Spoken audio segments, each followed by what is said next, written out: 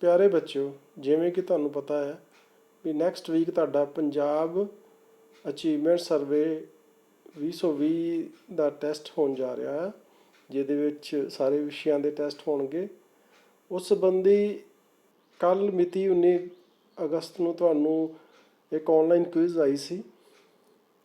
ਉਹਦੇ ਵਿੱਚ ਕੰਪਰੀਹੈਂਸ਼ਨ ਆਇਆ ਸੀ ਅਤੇ ਉਸ ਕੰਪਰੀਹੈਂਸ਼ਨ ਨੂੰ ਪੜ੍ਹ ਕੇ ਤੁਸੀਂ ਕੁਐਸਚਨ ਦੇ ਆਨਸਰ ਦੇਣੇ ਸੀ। ਉਹਨੂੰ ਤੁਹਾਨੂੰ ਸੋਲਵ ਕਰਕੇ ਭੇਜ ਰਹੇ ਹਾਂ, ਨਾਲੇ ਤੁਹਾਨੂੰ ਕੰਪਰੀਹੈਂਸ਼ਨ ਸਮਝਾ ਰਹੇ ਹਾਂ ਪੈਰੇ ਵਿੱਚ ਕੀ ਲਿਖਿਆ ਸੀ। When was it last that you read a book at leisure? Chances are not in the near or even the distant past. Nowadays, when browsing the net and sending and receiving SMS seem to be the order of the day, reading a book peacefully has become obsolete for most people. ਮਨੋਰੰਜਨ ਲਈ ਤੁਸੀਂ ਕੋਈ ਕਿਤਾਬ ਕਦੋਂ ਪੜ੍ਹੀ, ਇਸ ਦੀ ਸੰਭਾਵਨਾ ਨੇੜੇ ਜਾਂ ਦੂਰ ਪਿਛਲੇ ਸਮੇਂ ਵਿੱਚ ਨਹੀਂ ਹੈ। ਅੱਜ ਕੱਲ੍ਹ ਜਦੋਂ ਨੈੱਟ ਦੀ ਝਲਕ ਵੇਖਣਾ ਅਤੇ SMS ਭੇਜਣਾ ਅਤੇ ਪ੍ਰਾਪਤ ਕਰਨਾ ਰੋਜ਼ ਦਾ ਕੰਮ ਹੈ, ਜ਼ਿਆਦਾਤਰ ਲੋਕਾਂ ਲਈ ਸ਼ਾਂਤਮਈ ਰੂਪ ਨਾਲ ਕਿਸੇ ਕਿਤਾਬ ਨੂੰ ਪੜ੍ਹਨਾ ਪੁਰਾਣਾ ਕੰਮ ਹੋ ਗਿਆ ਹੈ। Some people blame it directly on poor maintenance of libraries. They feel that libraries do not update their collection of books. Old and outdated books lie on the shelves, gathering dust, with most of them remaining unorganized. ਇੱਥੇ organized ਲਿਖਿਆ, unorganized word ਸੀਗਾ।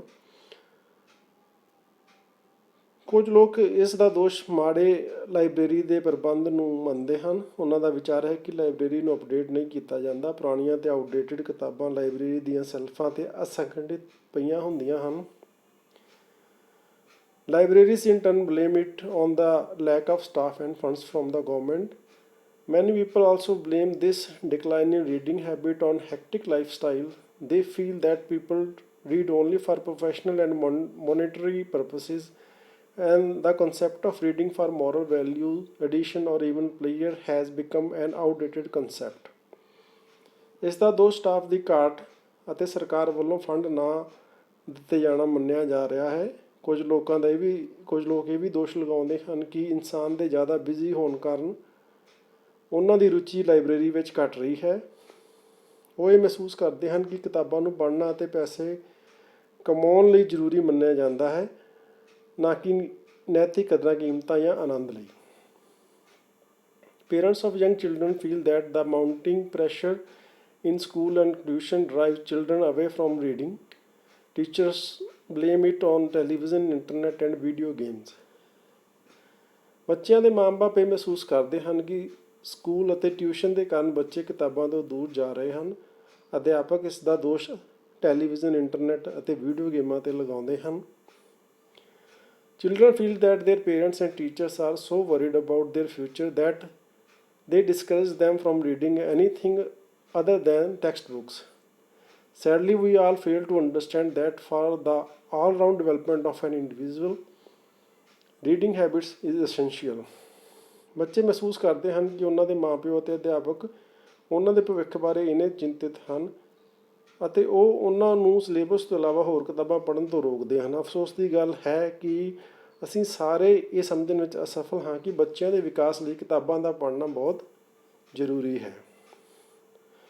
If this is not developed among children before primary level, then it becomes very difficult to intentionally develop this at later stages. That is why some institutions have come up with the idea of making extra reading compulsory for students at every level. ਜੇਕਰ ਇਹ ਆਦਤ ਬੱਚਿਆਂ ਵਿੱਚ primary ਪੱਧਰ 'ਤੇ ਨਾ ਪੈਦਾ ਕੀਤੀ ਜਾਵੇ ਤਾਂ ਬਾਅਦ ਵਿੱਚ ਇਸ ਦਾ ਵਿਕਸਿਤ ਕਰਨਾ ਬਹੁਤ ਮੁਸ਼ਕਿਲ ਹੋ ਜਾਂਦਾ ਹੈ।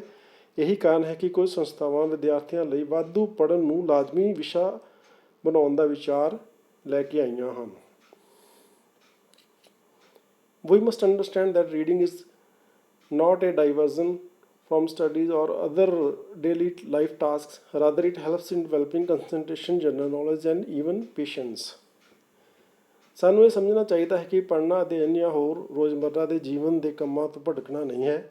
ਇਸ ਦੀ ਬਜਾਏ ਇਹ ਇਕਾਗਰਤਾ, ਆਮ ਗਿਆਨ ਅਤੇ ਇੱਥੋਂ ਤੱਕ ਕਿ ਸਬਰ ਨੂੰ ਵਿਕਸਿਤ ਕਰਨ ਵਿੱਚ ਸਹਾਇਤਾ ਕਰਦਾ ਹੈ। ਤਾਂ ਬੱਚਿਓ, ਇਹ ਸਾਡਾ ਪੈਰਾ ਸੀਗਾ ਜਿਹੜਾ ਤੁਸੀਂ ਪੜ੍ਹ ਕੇ ਤੇ ਇਹਨਾਂ ਦੇ ਆਨਸਰ ਜਿਹੜੇ ਕੱਲ੍ਹ ਕੁਇਜ਼ ਦੇ ਵਿੱਚ ਦਿੱਤੇ ਆ, ਉਹੀ ਆਨਸਰ, ਕੁਐਸਚਨ ਤੇ ਆਨਸਰ ਅੱਗੇ ਲਿਖੇ ਹੋਏ ਆ, ਨਾਲ ਟਰਾਂਸਲੇਸ਼ਨ ਆ।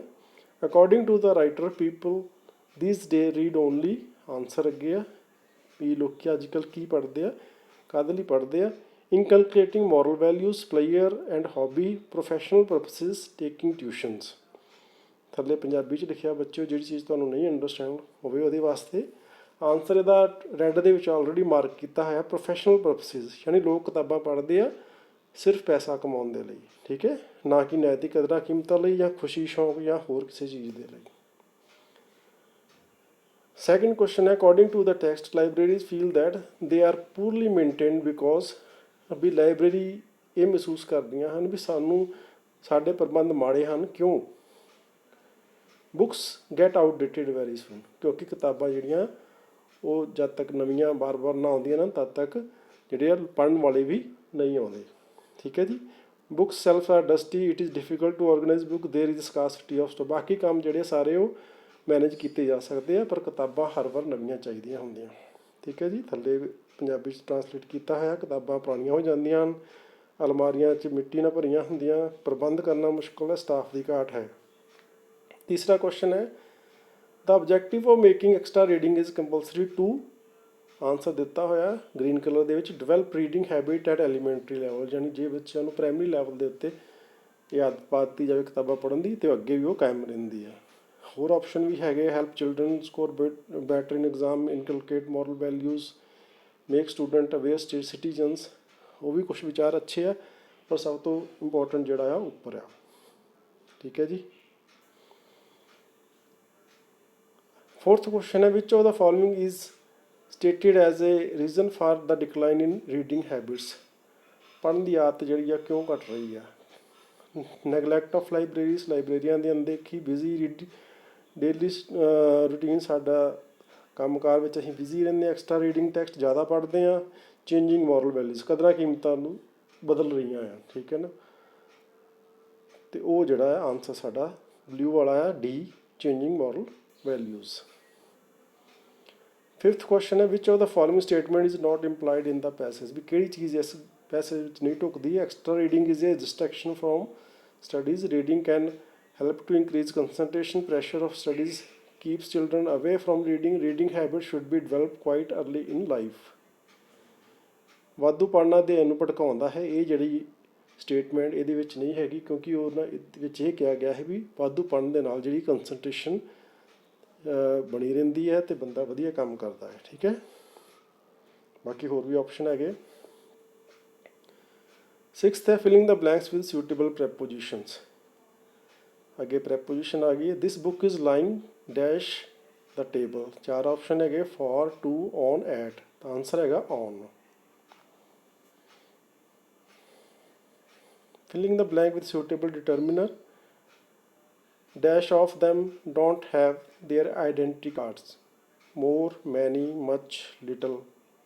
ਥੱਲੇ ਉਹਨਾਂ ਦੇ ਮੀਨਿੰਗ ਪੰਜਾਬੀ 'ਚ ਵੀ ਲਿਖੇ ਜੇ ਸਾਨੂੰ ਨਾ ਸਮਝ ਲੱਗੇ, ਠੀਕ ਹੈ। ਮੋਰ ਅਤੇ ਮੈਨੀ, ਮੱਚ, ਲਿਟਲ, ਇਹਨਾਂ ਵਿੱਚ ਡਿਫਰੈਂਸ ਹੈਗਾ। ਮੈਨੀ ਕਿਉਂਕਿ ਹੁਣ ਇੱਥੇ ਜਿਹੜੀ ਗੱਲ ਕੀਤੀ ਗਈ ਆ ਉਹ ਕਾਊਂਟੇਬਲ ਦੀ ਗੱਲ ਕੀਤੀ ਗਈ, ਇਸ ਕਰਕੇ ਮੈਨੀ ਲੱਗ ਗਿਆ, ਜੇ ਅਨਕਾਊਂਟੇਬਲ ਹੁੰਦਾ ਤਾਂ ਮੱਚ ਲੱਗਣਾ ਸੀ। Give correct meaning of the idiom a bed of roses। A bed of roses the meaning ਦੱਸਣਾ ਇੱਥੇ।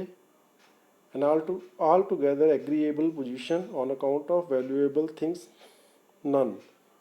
ਪੂਰੀ ਤਰ੍ਹਾਂ ਸਹਿਮਤ ਸਥਿਤੀ ਦੇ ਖਾਤੇ ਵਿੱਚ ਕੀਮਤੀ ਚੀਜ਼ ਜਾਂ ਕੋਈ ਹੋਰ, ਠੀਕ ਹੈ। ਬੈਡ ਆਫ ਰੋਜ਼ਿਸ ਦਾ ਮਤਲਬ ਵੀ ਹਾਲਾਤ ਜਿਹੜੇ ਆ ਤੁਹਾਡੇ ਪੱਖ ਦੇ ਵਿੱਚ ਆ, ਤਾਂ ਆਨਸਰ ਹੈਗਾ an altogether agreeable position. Ninth ਹੈ ਜੀ, choose the correct meaning of the proverb, all that glitters is not gold. ਹਰ ਚਮਕਦੀ ਚੀਜ਼ ਸੋਨਾ ਨਹੀਂ ਹੁੰਦੀ, ਕਈ ਵਾਰੀ ਆਪਾਂ ਸੁਣਿਆ। One who can not take care of money, saving is an as important as earning, appearance generally deceive people. ਇਹਦਾ ਆਨਸਰ ਹੈ ਨਨ। ਉਹ ਜੋ ਪੈਸੇ ਨੂੰ ਸੰਭਾਲ ਨਹੀਂ ਸਕਦਾ, ਬੱਚਤ ਕਰਨ ਨਾ ਕਮਾਉਣ ਜਿੰਨਾ ਮਹੱਤਵਪੂਰਨ ਹੈ, ਉਹ ਜੋ ਆਮ ਤੌਰ 'ਤੇ ਲੋਕਾਂ ਨੂੰ ਧੋਖਾ ਦਿੰਦੇ ਆ, ਯਾਨੀ ਦੇਖਣ 'ਚ ਕੁਛ ਹੋਰ ਹੁੰਦੇ ਆ ਪਰ ਅਸਲ 'ਚ ਕੁਛ ਹੋਰ ਹੁੰਦੇ, ਇਹਦਾ ਇਹ ਮਤਲਬ ਹੈ ਨਾ। लास्ट क्वेश्चन है बच्चों, फिलिंग द ब्लैंक्स है। Make list of all the dash staff of the school male ਤੇ ਮੇਲ। ਇਹ ਪੇਅਰ ਆਫ ਵਰਡ ਆ, ਬੋਲਣ 'ਚ ਦੋਵੇਂ ਇੱਕੋ ਹੈ, ਥੋੜ੍ਹੇ ਸਪੈਲਿੰਗ ਦਾ ਫਰਕ ਆ। MEIL ਮੇਲ ਆਪਾਂ ਆਮ ਤੌਰ 'ਤੇ ਆਪਣੇ ਕੰਪਿਊਟਰ 'ਤੇ ਮੋਬਾਈਲ 'ਤੇ ਦੇਖਦੇ ਹਾਂ, ਜੀਮੇਲ ਵਗੈਰਾ। ਉਹ ਆ ਜਿਹੜੀ ਅਸੀਂ ਮੈਸੇਜ ਕੋਈ ਆਪਾਂ ਭੇਜਦੇ ਹਾਂ ਟੈਕਸਟ ਦੇ ਰੂਪ ਵਿੱਚ ਕਿਤੇ। ਦੂਸਰਾ ਮੇਲ ਅਸੀਂ ਆਦਮੀ ਨੂੰ ਕਹਿੰਦੇ ਹਾਂ, ਔਰਤ ਲਈ ਫੀਮੇਲ ਲੱਗਦਾ। ਤਾਂ ਠੀਕ ਹੈ, ਇਹਦਾ ਮਤਲਬ ਸਟਾਫ ਦੀ ਗੱਲ ਕੀਤੀ ਤਾਂ ਮੇਲ ਸਟਾਫ ਦੀ ਹੋਊਗੀ ਗੱਲ। Make list of all the male MALE staff of the school. ਤਾਂ ਇਹ ਆਪਣਾ ਵਿੱਚੋਂ ਔਨਲਾਈਨ ਜਿਹੜੀ ਕੁਇਜ਼ ਸੀਗੀ, ਇਹ ਕੱਲ੍ਹ ਜਿਹੜੀ ਆਈ ਸੀਗੀ। ਅਤੇ ਇਸ ਤਰ੍ਹਾਂ ਕਰਕੇ ਹੀ ਪੈਸ ਦੇ ਵਿੱਚ ਜਿਹੜਾ ਨੈਕਸਟ ਵੀਕ ਹੋਣਾ ਆ, ਉਸ ਤੋਂ ਬਾਅਦ ਨੈਸ ਹੋਣਾ, ਉਹਦੇ ਵਿੱਚ ਵੀ ਤੁਹਾਨੂੰ ਰੀਡਿੰਗ ਪੈਸੇਜ ਹੀ ਆਉਣਾ ਅਤੇ ਇਸ ਤਰ੍ਹਾਂ ਗ੍ਰਾਮਰ ਵੋਕੈਬਲਰੀ ਵਗੈਰਾ ਆਉਣੀ ਹੈ। ਅਤੇ ਤੁਸੀਂ ਜਿਹੜਾ ਆ ਉਹਨੂੰ ਬੜੇ ਧਿਆਨ ਨਾਲ ਕਰਨਾ ਹੈ। ਇਸ ਦੇ ਲਈ ਇਹ ਪ੍ਰੈਕਟਿਸ ਧਿਆਨ ਨਾਲ ਕਰੋ ਅਤੇ ਜਦੋਂ ਵੀ ਟੈਸਟ ਆਉਂਦਾ ਤਾਂ ਧਿਆਨ ਨਾਲ ਦਿਓ। Okay, thanks.